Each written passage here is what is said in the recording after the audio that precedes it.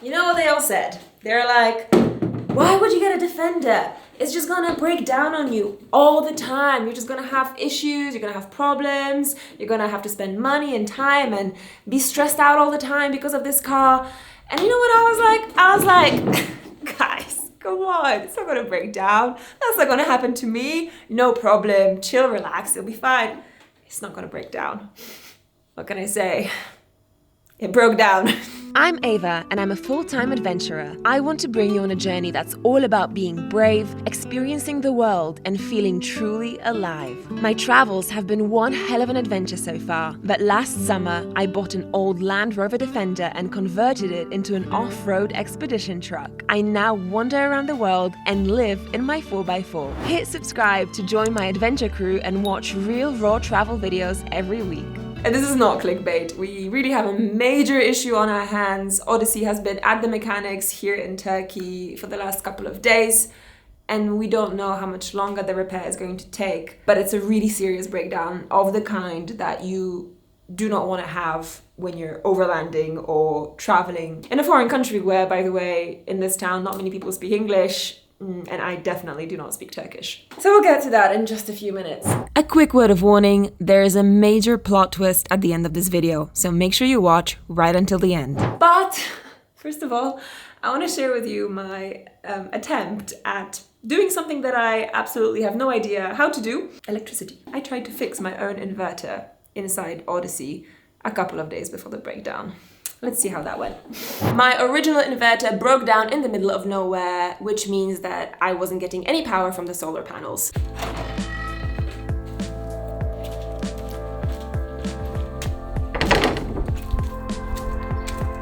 I'm gonna be going off the grid again really soon. So I need to make sure that these are working and that I can actually charge my devices. Cool, so here we've got the inverter. Looks freaking scary. Okay, so what happens when you send someone who knows nothing about electricity or science or technology to repair an inverter, replace an inverter? They realize they don't have the tools to do it with. Oh wait, I do have tools. They're like buried underneath all this stuff. They're like somewhere down there. Right, let's try and get them out.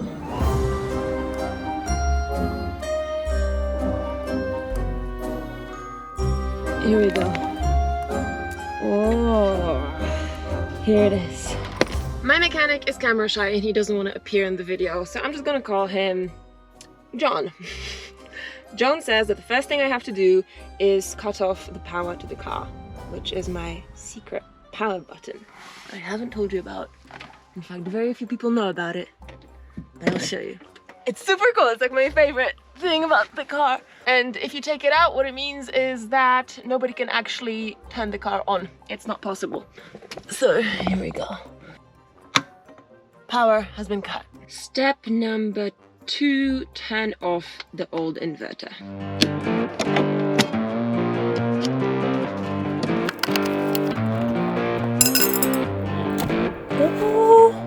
I am so proud of myself right now. I honestly feel like I've just won a competition.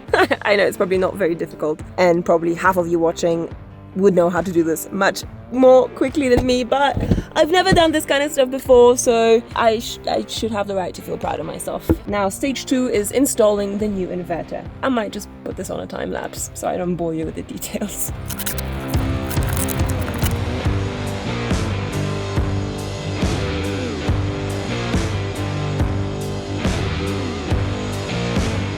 Alright, next step, drive a few meters into the sun and see if it actually works.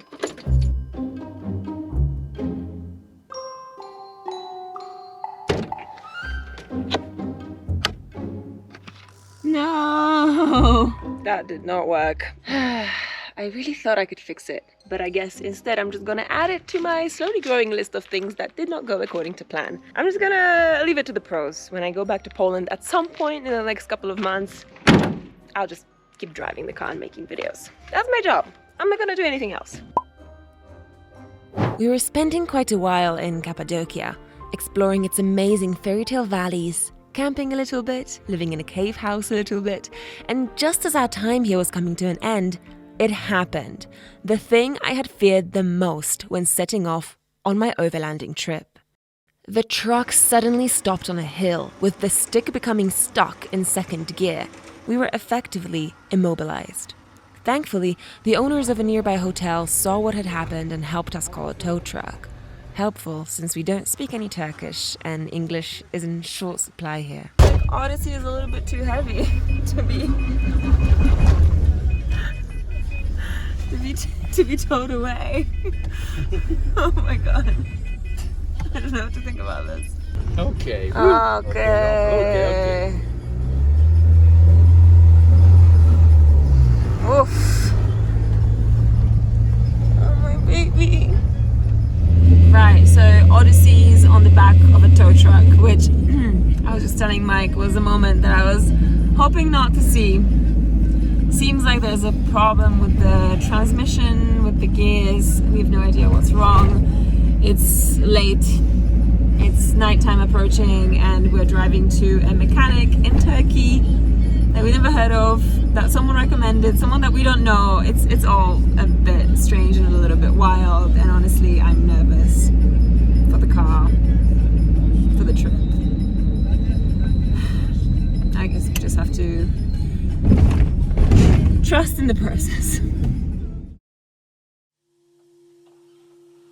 Good morning. Good morning.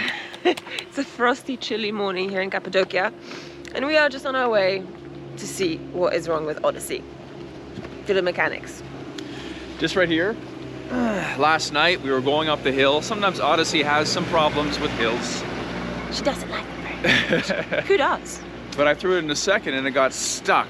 Stuck in second, and the gearbox felt like it was on neutral, so it started to roll down the hill even though it was in gear. And that's not something that's ever supposed to happen. And frankly, we have no clue what happened. Like, I know nothing about cars. Mike, do you know anything about cars? I know how to change a tire. Well, that's much more than what I know. That does not help us. No, not in this case. So we're gonna go to the mechanics, who is just downtown, which is great, and we're gonna see what the deal is. If we need to stay here for a few hours more or a few days more, if this problem is serious or not, we really have no clue. So wish us luck.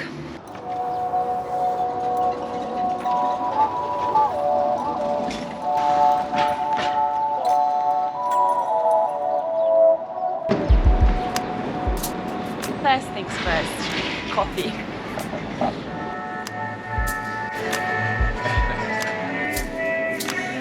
Oh, this is great. Oh, so good. Oh, so good.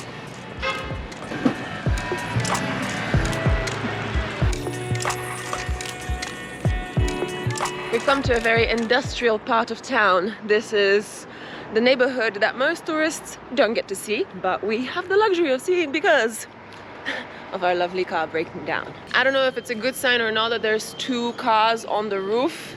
I'll take it as a good sign. Hello, merhaba.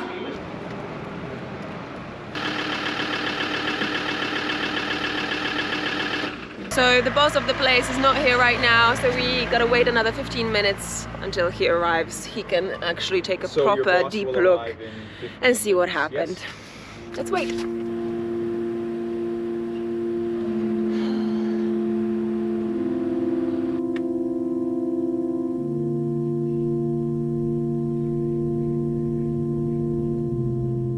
Our mechanic has finally arrived and he's just sitting inside the car trying to get access to the gearbox to see what's up. I still have no idea what the problem is, and I'm just really hoping that it's a quick fix, that it's something small, so we can just get out of here and keep going, you know. We were meant to leave today, this morning. Well, I guess these things happen, right? Like, I knew that at some point on this big trip something would happen, something like this. And I suppose we're just lucky that it happened in the middle of a town instead of, you know, in the middle of nowhere. So here's the deal. Either it's a tiny problem or it's a giant problem. Either they twist a screw and fix everything, or they have to take out the entire transmission and rebuild it. And we have to stay here for probably another 5 days, 6 days. So this is kind of serious because, I don't know, if you think of a car like you'd think of a human, which is obviously how I think of my car, then, you know, the engine is like the brains and the gearbox is kind of like the heart, right? Because it like keeps you moving, it like switches to a higher gear. I don't know, that's just how I feel. So right now, Odyssey seems to be having open heart surgery, which is stressful. For any family member, it would be stressful. Because look at this, it's just a big giant hole.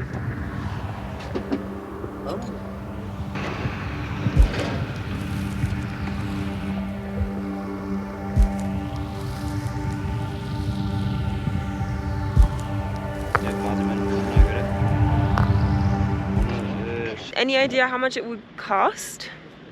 I have no idea. No idea. Okay, thank you so much. I really appreciate your help. It means a lot.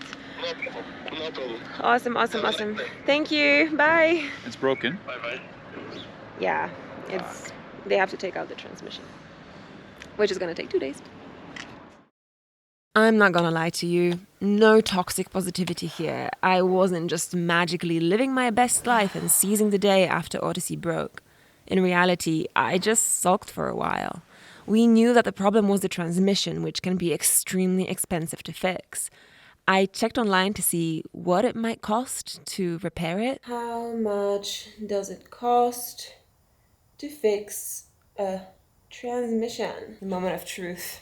Transmission replacement is one of the most expensive jobs done by any mechanic. Well, that's great news, isn't it?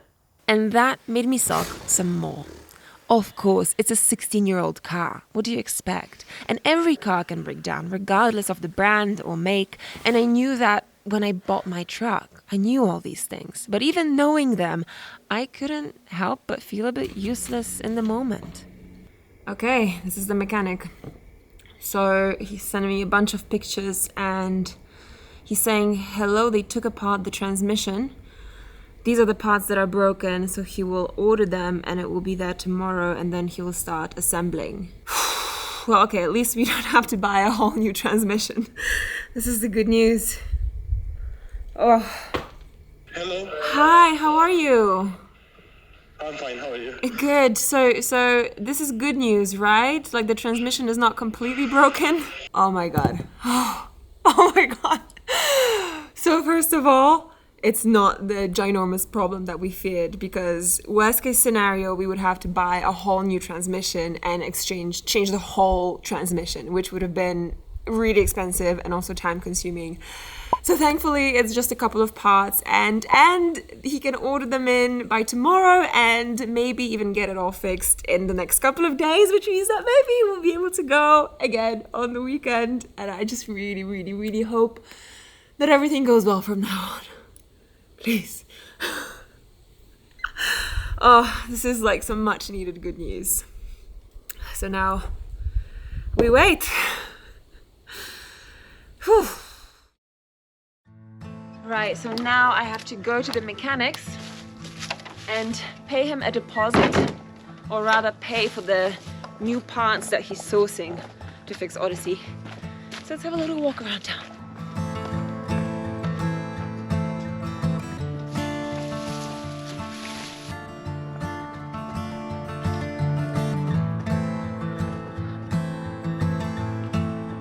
You know, I usually try to avoid like the really popular tourist destinations, but this town here in Cappadocia is so popular with good reason, because all over the town you see houses like these, but in better condition.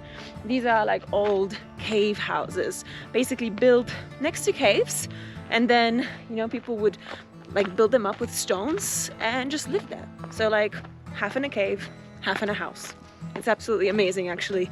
And a lot of these caves, you can still go inside them and see like the shelves, doors and windows that people would have just carved out with their own hands. Not that many places like that anywhere else in the world. So yeah, I know it's a super popular tourist destination. Everybody comes here if they come to Turkey, but it's one of those that you kind of want to see, you know?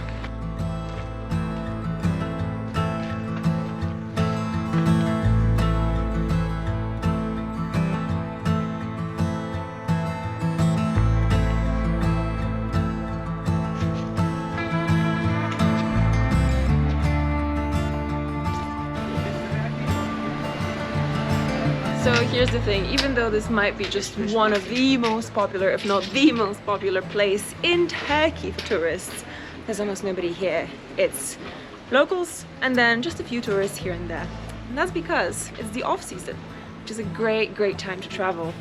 Because A, you've got the place kind of to yourself, and B, you're supporting the local economy outside of like the main tourist season, which is great, makes it sustainable. Okay, let's go into the bank, exchange some money, and then we can head to the mechanics.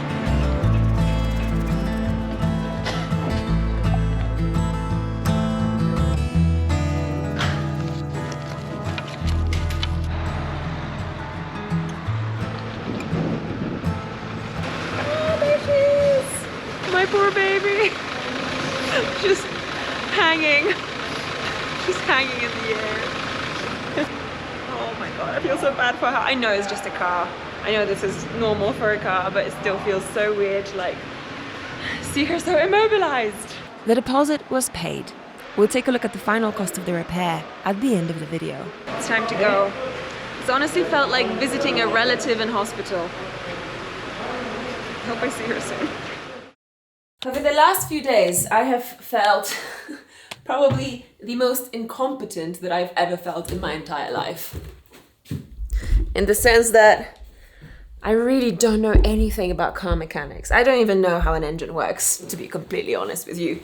All I know is how to drive a car. So after speaking to a whole bunch of people who, in the Defender community, who were trying to help me, you know, they started like telling me about the rear axle, the fuel pump, and steering mechanism box, gear shift wheel axle thing.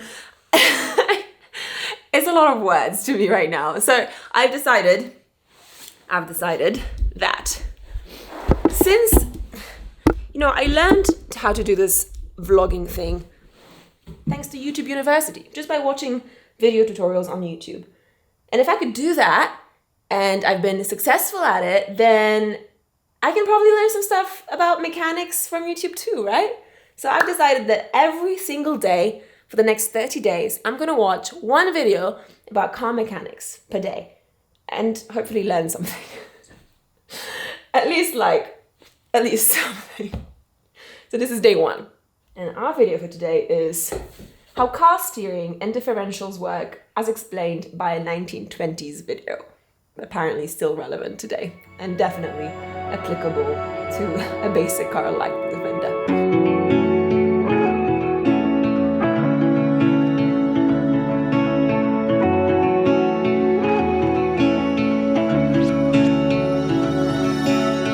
This video is genius. It's genius. I actually now understand how an engine works. Like, I swear to you, about 100 people have tried to explain to me how an engine works in my lifetime, and I never got it. They said something about sparks, about valves, about gases and gasoline, and I was just like, it just like went in one ear and out the other. I'm not science-minded at all. And I'm watching this video from the 1920s, which explains to like the general public how an engine works for the first time. And it makes sense! It's incredible. Mind blown. I guess qualified mechanic speaking right here. Oh man, this is amazing. Oh.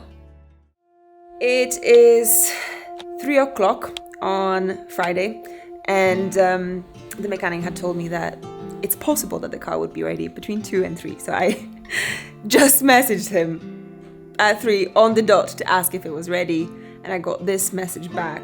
Marhaba Eva Arat Hazir, which I promptly put into Google Translate, and guess what it means? It means, hello Eva, car is ready! Car!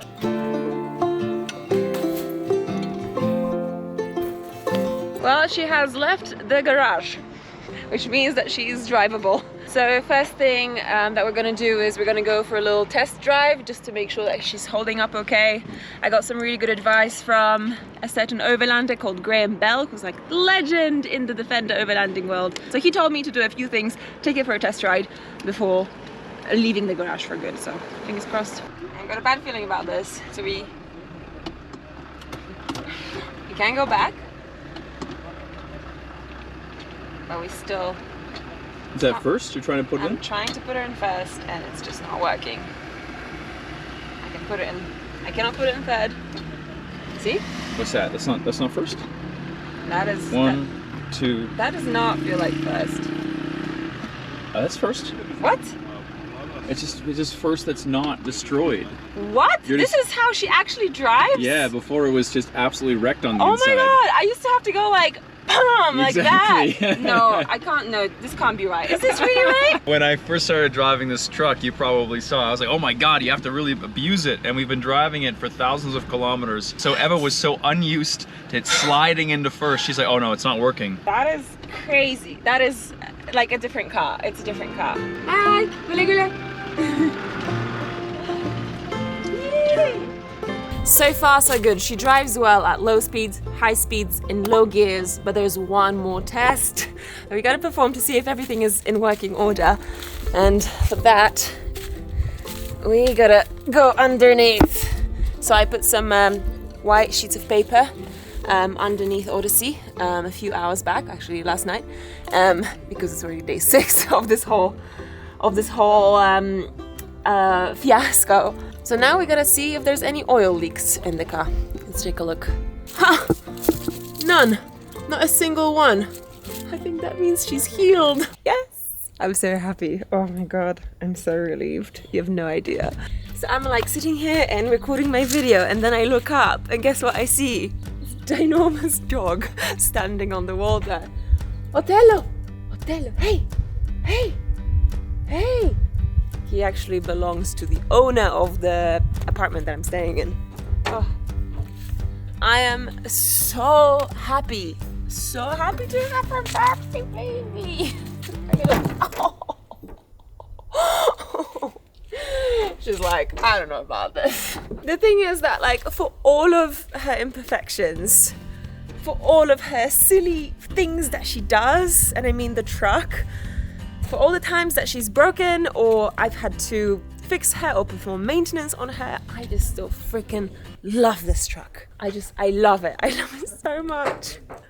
I love how she sounds. I love how she moves. I love how she drives. I love the fact that she can take me anywhere. I love the fact that she's my shelter. I love the fact that I can live in her. I'm in love.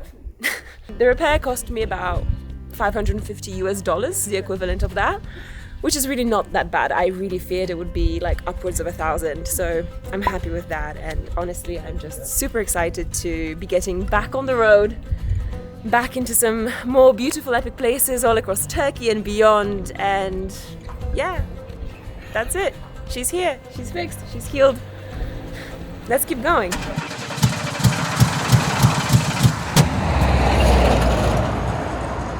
Well, apparently that is not the end of that story. Because here we are again, broken down, same thing, transmission.